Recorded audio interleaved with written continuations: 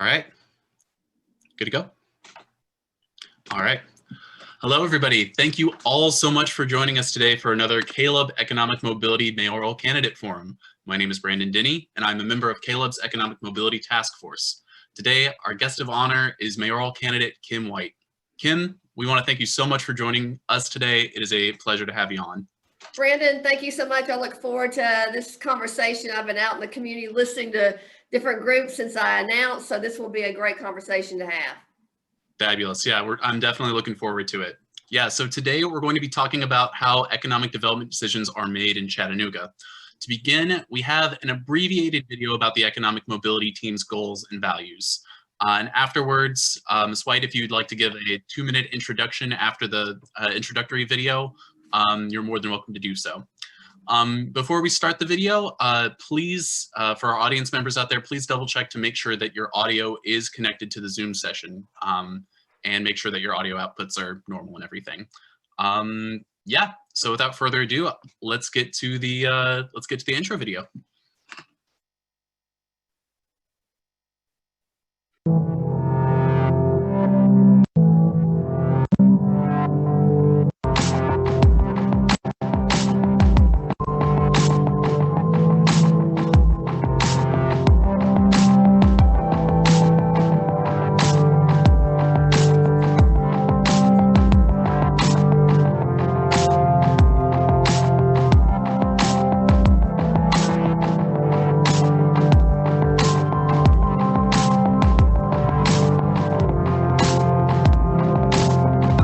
Caleb is a coalition of churches, nonprofits, labor unions, civic organizations that come together around common issues in order to build power for change. I mean, that's really the short of it.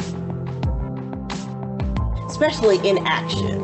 I think, faith without works is dead. And then equality of seeing that everyone has a seat at the table.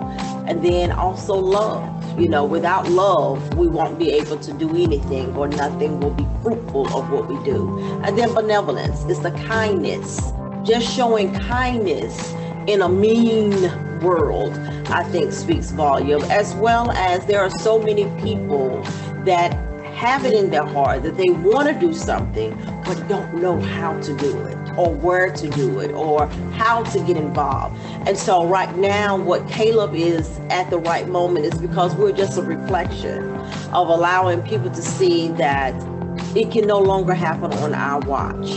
I think that the time of change is always now. There's never a period where we can wait for justice to come. We're going to have to make it come. I think that the time is right now because we have so many committed and dedicated people that have sacrificed their time to say, I want to be involved. Not just speak of what they want to do, but actually put their heart and their soul and their monies behind it. And I think that's what has helped us. When you have dedicated people, when you have committed people, when you have people that have found their passion, that's what has made the difference. We have been able to connect people that have found their passion. They have found their voice, and they are using it. Alrighty, so Ms. White, if you'd like to give just a brief introduction, about 2 minutes, about yourself and just a little bit about your candidacy, go right ahead.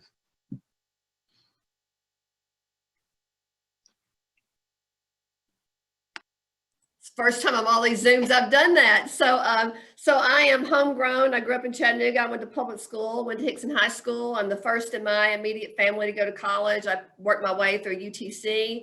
I left for 20 years. I ended up in Augusta, Georgia, working for a Fortune 500 telecommunications company.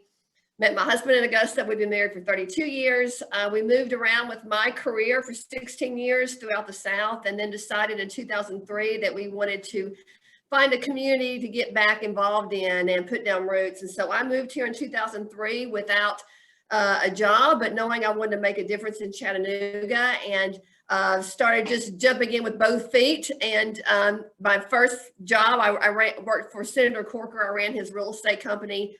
I served on the Erlanger board. I've done anything you can do at UTC, from the alumni board to I'm now on the UT Board of Trustees. I was on the board of River City Company, which is a downtown development organization, in 2009, and they were looking for a new CEO and felt that my path had led me there as a way to make a difference in the city. So the last 11 years, that's where I served, working on issues about downtown and how to make sure downtown is an economic driver for the city. But during that time and through others, saw that the needs of our city were much bigger than River City's mission. And I have been encouraged to use my experience and my voice in a way to make sure that prosperity and opportunity touches every part of our city and every neighborhood. So I have been out in the community listening and talking to different neighborhoods, building platforms off of that, knowing that the same skill set we used for downtown could be used in other parts of the city. So my platform is, first is economic growth, job growth. How do we support and small, medium-sized businesses? How do we actually get out in the community to bring resources to them and grow economic prosperity from community up? How do we go out and start attracting more investment here in the city?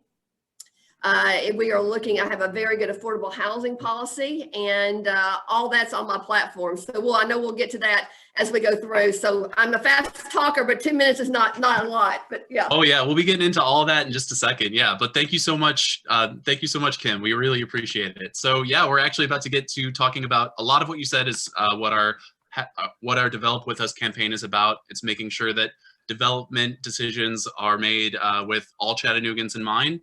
And yeah, that everybody gets a seat at the table. So we have a quick video showing us a little bit about what that campaign is and what that campaign's goals are. So yeah, without further ado, here's Develop With Us. Just a few months ago, focused on accountability and transparency in city government. A little over a year ago, our process started with wanting to understand how to involve the community and how we as an organization to play a positive role for better economic prospects and better economic inclusion in our city. And the Develop With Us campaign is our special focus that we will be continuing into the next administration to try to ensure that the public interest is served through the economic development strategy and use of public resources. So as we kind of dove into this, there's a lot to be said about the state of our economy. Economic growth has been great for some, but we know that the majority of Chattanoogans are still struggling to make ends meet. And so as we began to talk to our members and talk to our neighbors and do outreach in the community, some of the things that consistently kept coming up and what we were hearing was that people were feeling left out of the big decisions that impact their lives. There's a lack of clarity about how decisions are made. We see development happening in our communities, but folks are wondering and not quite sure how that development was happening, and really concerned that their voice wasn't being heard in the process of development. Our values or what good development looks like are living wages. No one should have to work more than one full-time job to provide for themselves or their family. Community stability. Investment should increase opportunity and quality of life for low and moderate income families. Every Chattanoogan deserves secure housing in a safe and thriving community. Our third value is equitable transit. When people have access to safe, affordable public transit, they're able to get to jobs, training, and education that provide pathways to economic sustainability. And so what do we want? We want transparency and accountability. We want transparency and a community voice in decisions involving public money that will impact our neighborhoods. And we want accountability, community-centered metrics that ensure that companies who get public resources are actually benefiting our people. And what we want, good development, Good development happens with us and not to us. The real focus of our Develop With Us campaign is on one factor that guides economic development here locally, and that is the tax breaks and incentives deals that are given as part of our recruitment of employers. And every year, there are companies that receive tax breaks from our city. They're receiving public incentives to build their buildings and do business. And so we had some questions. What's the real magnitude of tax breaks in terms of real dollars? How do tax breaks work? Who decides which companies receive a tax break? How do we make sure that these decisions actually improve our health, wages, financial security, and life circumstances? And most importantly, where do you and I fit into that? So just last year, the amount of corporate property taxes that were forgiven or written off by the city of Chattanooga and Hamilton County totaled over $25 million. And typically these tax agreements last between 10 and 30 years. That tax revenue, if it were collected, would be part of funding our local infrastructure, public safety, parks, libraries, neighborhood services. And when those essential public services come under strain, or when there is a lack of tax revenue, this is part of the reason why. Not that tax incentive deals are necessarily bad. In fact, sometimes they're very needed, but we have questions about them. So it turns out with that $25 million that was given out in tax breaks last year, over 90% of these were given through a type of tax breaks called the jobs pilot. And typically these are used to help attract new development and new companies to the city. A pilot stands for payment in lieu of taxes. It's basically an agreement between the city and a company that provides the company with a tax break for getting here. So it's an incentivization deal to get businesses to develop here. Now, that's not necessarily a bad thing. They create, because we want development here, we want jobs here. But before we, start handing out jobs pilots, willy-nilly, we want to ask a few questions.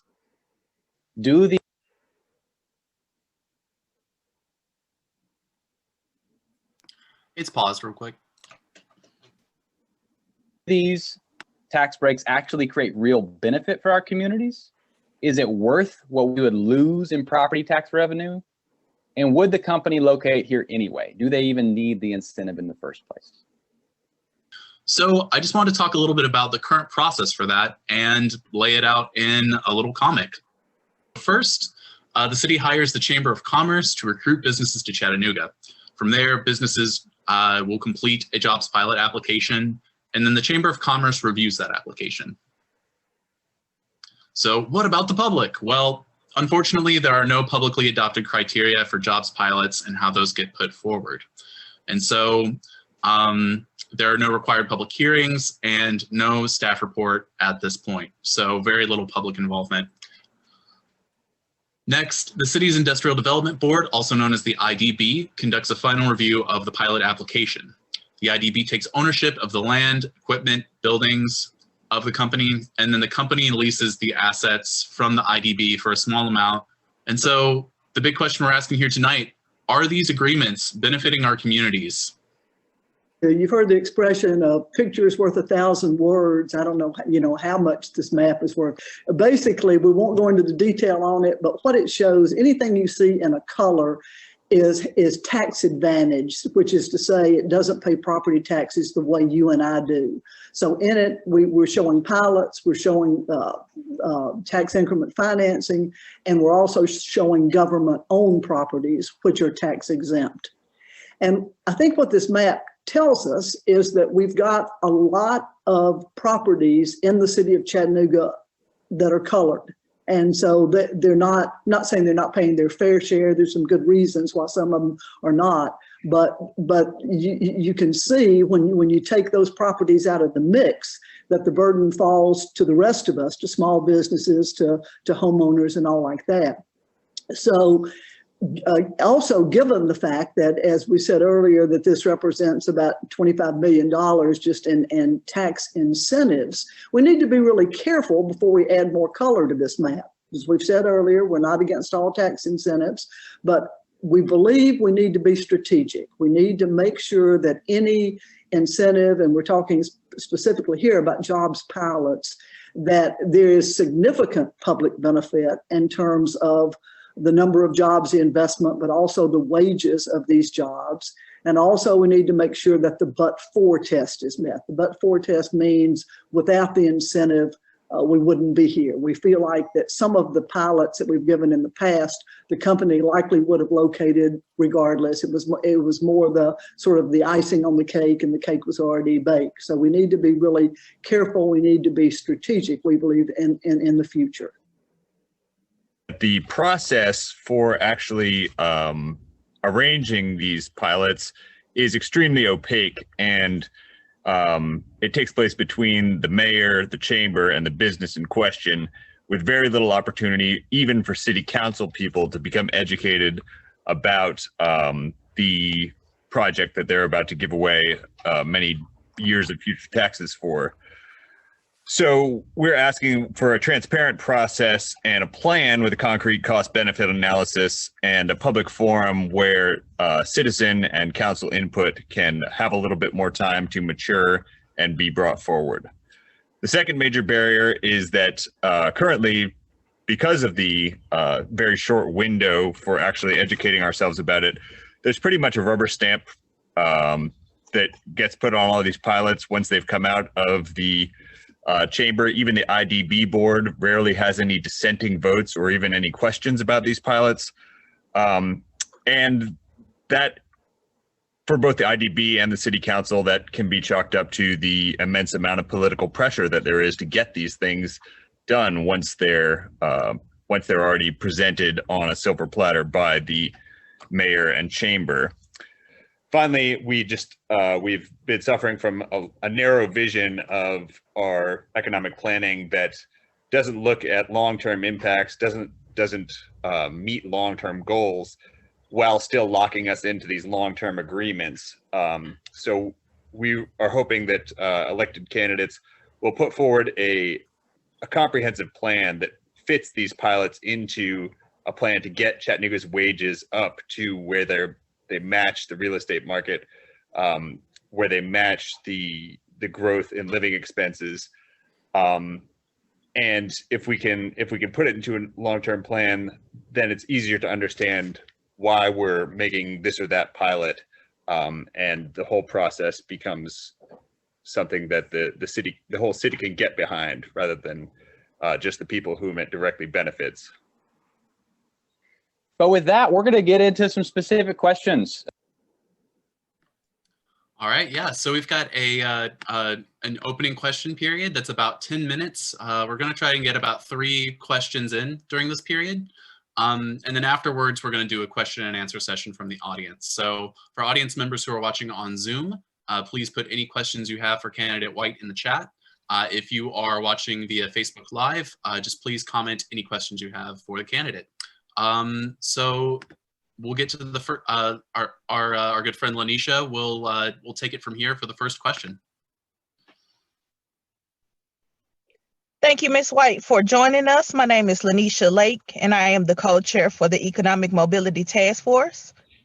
And my question is, as we researched and talked to a variety of stakeholders about our current processes for granting tax incentives, we were surprised by the lack of information provided to both the public and key decision makers. Were there specific items in our Develop With Us presentation that you were surprised to learn? How will you gather, access, and incorporate public input into the city plans, policies, and development projects in your administration? Yeah, thanks, Lanisha. I probably am more familiar with pilots than most. I have not been involved with the jobs pilot program, but I have been involved in pilot programs.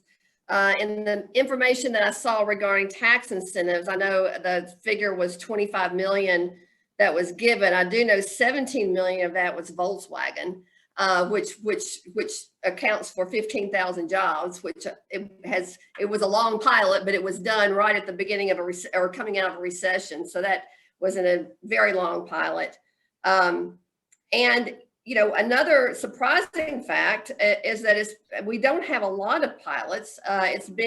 We haven't had a pilot since 2017. So there's not a lot, but I do agree with you all that there needs to be more transparency. There needs to be more accountability. Helen Burns Sharp has done a great job about bringing this to the forefront about if our process was cleaner and more transparent. I believe that when these do come up, and our goal is to grow the tax base through investment, we don't need to give away anything more than we can. I mean, it is to grow the tax base, not to increase taxes on our citizens. So, I think we have the same goal in mind, and that's why I'm excited about this conversation, just looking at ways that we can make the process better. So I appreciate the in-depth, information that you've put together, but I am more familiar with pilots, I guess, than most. So just to reiterate, could you share some concrete examples of what a public input process would look like? I believe that we need to have really clear expectations of what is required in order for someone to have a pilot. So what is the community benefit? So I think that's a huge piece, because if there isn't a community benefit, you don't get it. The but-for test. I think that we need to have a standard pilot agreement template that is there and for everyone to see, so it's not being done company to company. So a template would be very helpful. And if there is a jobs pilot, just to put down what policies, what could apply, what are the requirements for someone to get a jobs pilot? And knowing that, just because you do meet it doesn't mean that everyone would actually get an incentive. But I think there needs to be more things up front. It's helpful for companies and it is for the public. So I think, clarity and transparency is good for everything. All righty, thank you so much. All right, our next question is going to come from Janice G. Okay, thank you.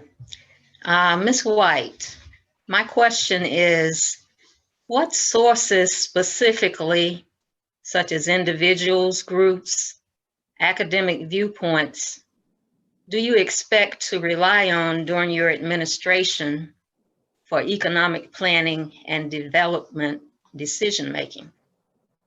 Well, my goal and what I've done in the past is build a team of experts that we actually look at what the end goal is.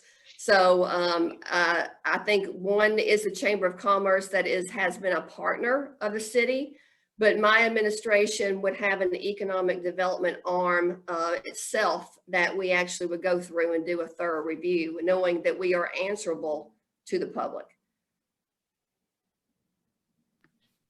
So primarily Chamber of Commerce?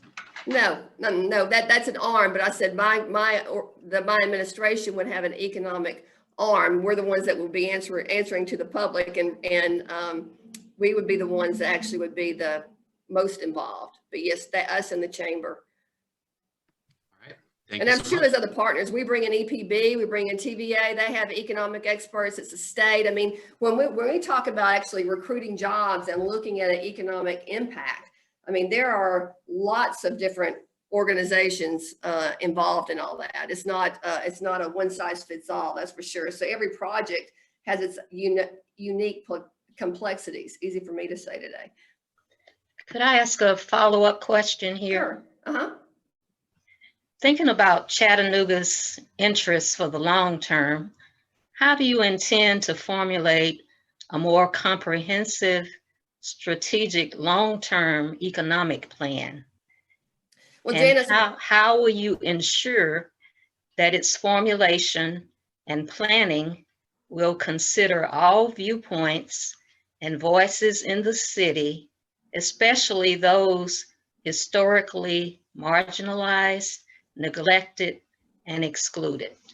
Yes, thank you for that question, Janice. One of the things that I'm committed to and how our administration will be, I believe that our city is built community up. It's not top down. And we start with the community and the neighborhood. one of the things I've been very enthused about through COVID and through this process is because there's been so little opportunity to do interactions, is I think we've gotten more community interaction because of Zoom, to get neighborhood groups together to discuss different ideas and different thoughts about planning and development in their community. So you will see that we will have a very active community-led administration. We're not going to be sitting in City Hall on the third floor. We will be out in the community, working with the community to make sure that voice matters. And I think that's a cornerstone of any good planning. Thank you so much, Candidate White, and thank you, Janice. All right, our next question is going to come from Joe. Thank you, Brandon, and thank you, Ms. White, for taking our questions. Sure. In the context of a highly competitive and interconnected global economic environment, with countries like China that are making extensive investments in their infrastructure and communication, transportation systems, and generally speaking, for a competitive advantage, do you think Chattanooga is adequately funding its services and making the investments necessary so that Chattanoogan's across the board will be able to be successful and prosper? So thank you, Joe. I think no, we haven't done a good enough job with funding infrastructure. I mean, at all. That's something that we've got to focus on as a city to make sure we stay competitive and we're set up for growth. I am enthused that I do think we will get a big infrastructure bill from the federal government. I do think that we could do a better job working with the state on making sure that we get our fair share. But with that said, we have a really big gap with workforce development and training. And I see pockets of things happening that are good, but we could do a much better job about actually taking some of those workforce training ideas, again, into the neighborhood.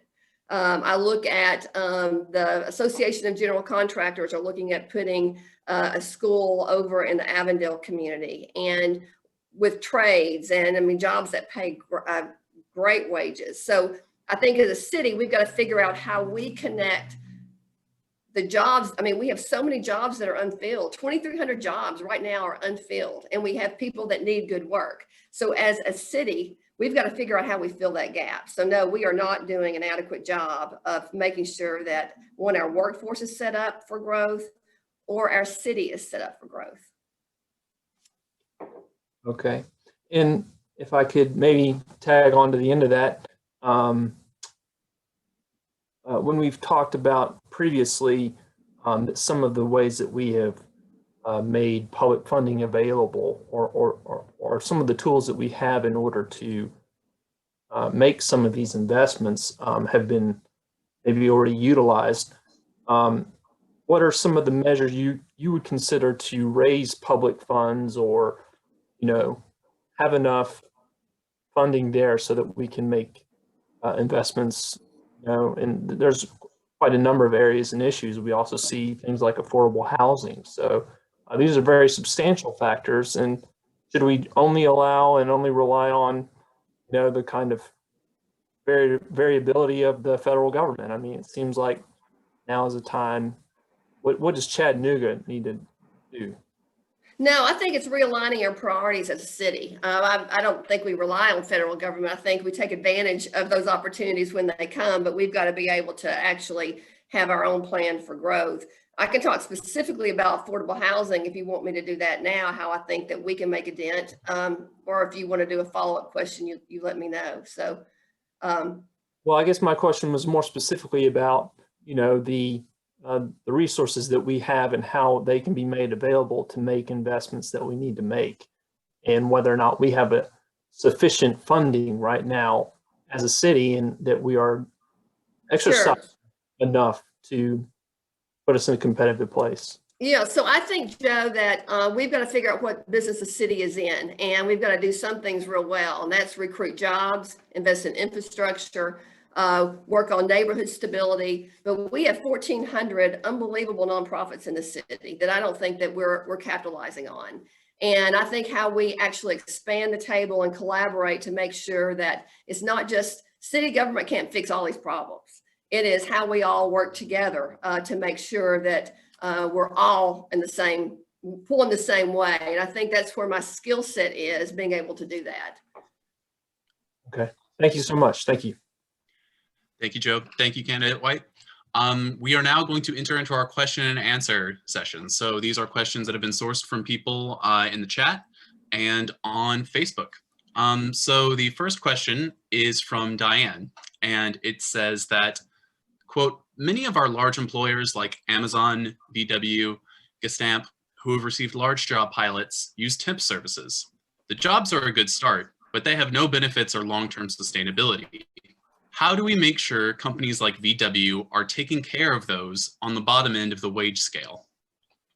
Well, I would say right now we have a talent shortage. I think it's how do we actually get people prepared for some of those jobs? They're using a lot of temp services because they can't find full-time workers.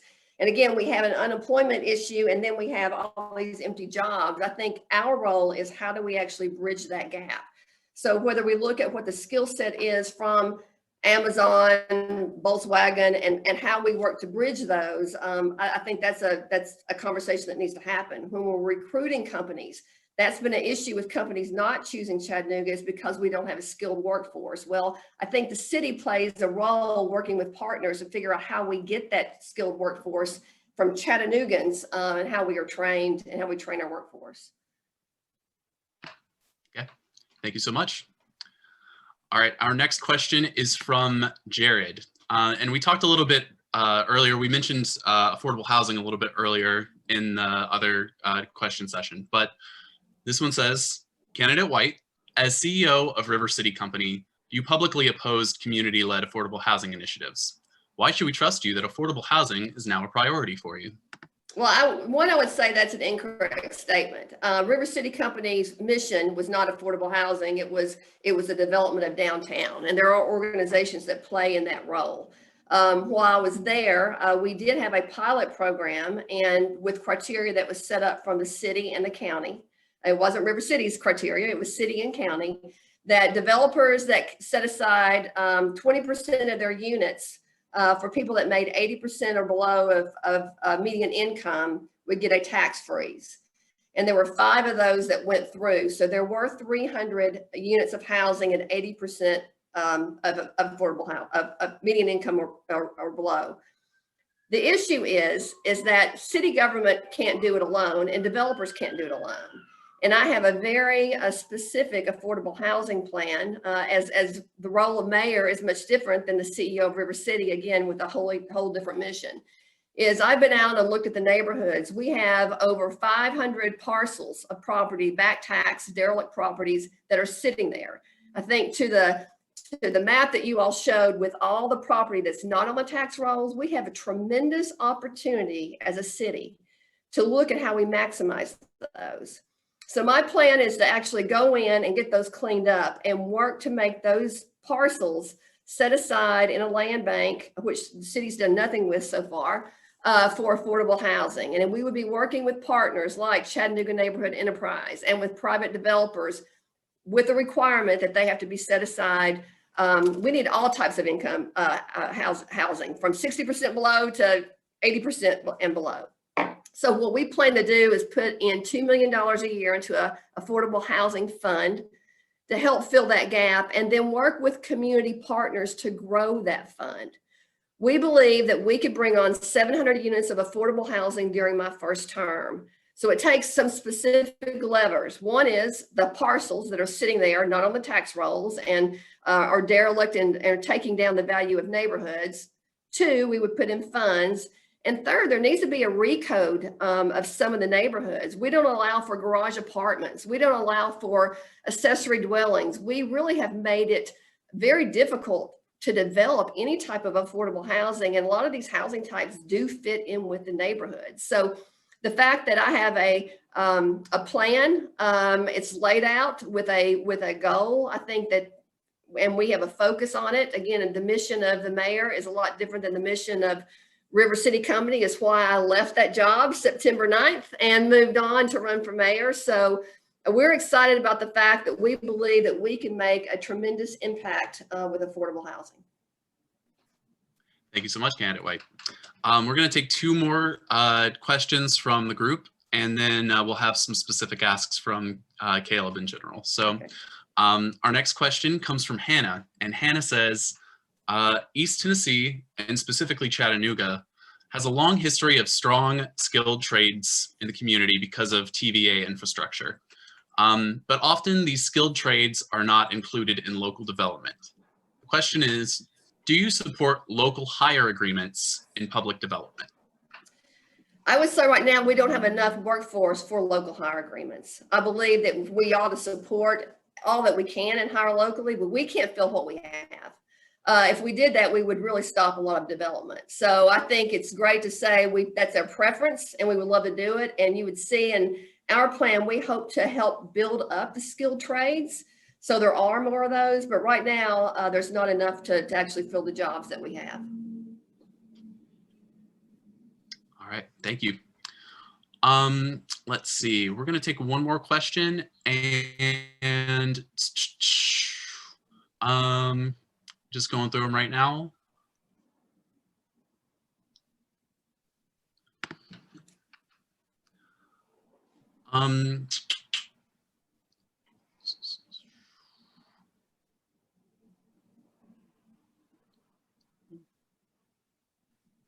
Hey, and Brandon, I will also say that I am happy afterwards. It's hard to answer everyone's questions. So if there are questions that you want to email over that are appropriate for me to respond to, we'd be happy to respond and send it back to the group. So just know that that would be an option we'd be willing to do too.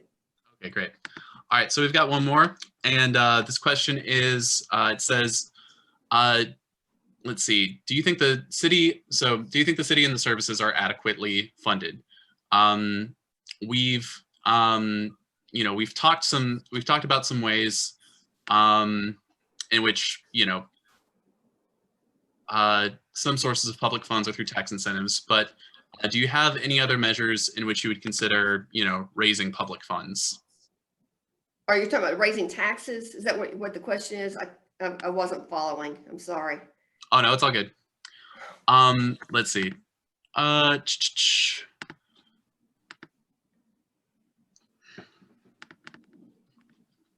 hold on. I think that was one that we already answered. So I think the next one, I misread the other one. My apologies.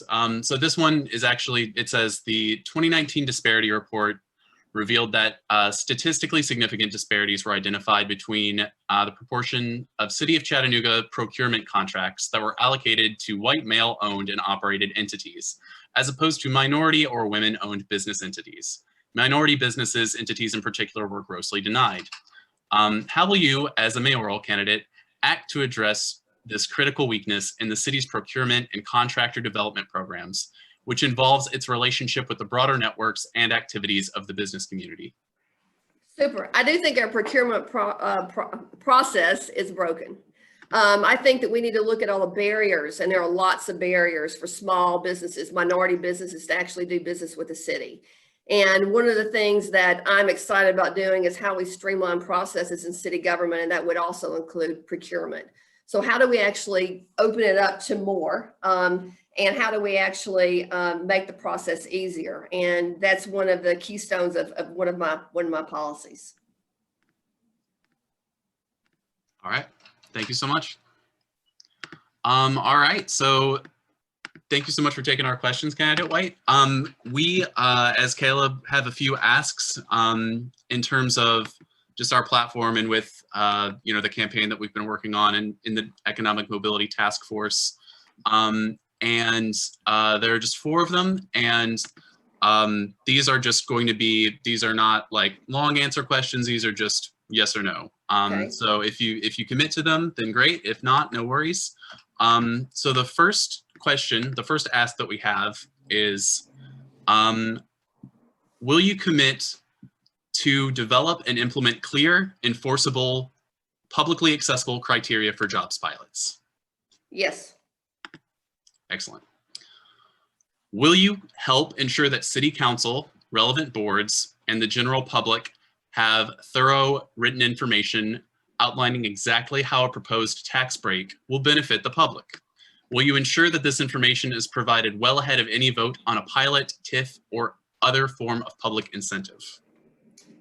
Yes, I will say that some of the short time frame is because of the time frame of getting some of these deals done, but it all will be done ahead of time. Yes, absolutely. Great. Will you support an effort to require relevant boards and city council, so for instance, the IDB or HEB, to hold public hearings for respective pilot proposals? Well, I know the process right now is IDB and HEB, that it is public, and there is a public process during city council. So I'm open to looking at what that process is and if it's broken. Awesome. So is that a yes or no?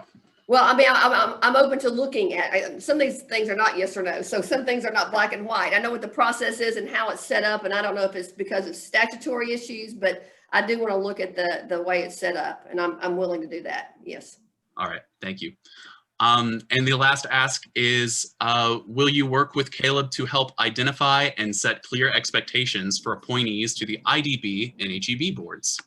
Yeah, you know, as mayor, I think I appoint almost 300 people. It's hard to find good people on boards, and I would welcome your all's input about what that criteria would be, and if you could find candidates, work with us to help find candidates to fill those. All right. So excellent. So yeah, that is, thank you so much, candidate White. We really appreciate you coming on here. We have, if you just want to give us a send-off statement, minute or two, and just tell the audience anything else you have to say. Yeah, sure. And let me just mention one thing, scrolling down the chat. I mean, there was some question about me changing pension to 401k, and I've never said that, and I'm not looking at that at all. We got plenty of issues that we need to work on.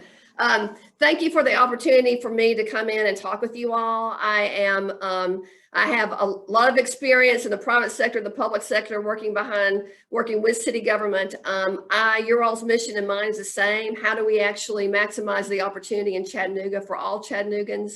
I look forward, I love this conversation, and I would keep the conversation going as we really create a Chattanooga for all. So thank you for the opportunity to be here today. All righty, thank you so much. We really appreciate your time, candidate White. All right, thank you. To all of our audience members out there, thank you so much for viewing. If you'd like to stick around, we have another mayoral candidate coming right after. But if not, all of our videos, including this one, are going to be streamed on Facebook and will be pre-recorded. So if you'd like to have more info, please visit and look in the chat, calebcha.com/develop with us to learn more about the Economic Mobility Task Force's platform and the Develop With Us campaign. Thank you so much. Thank you.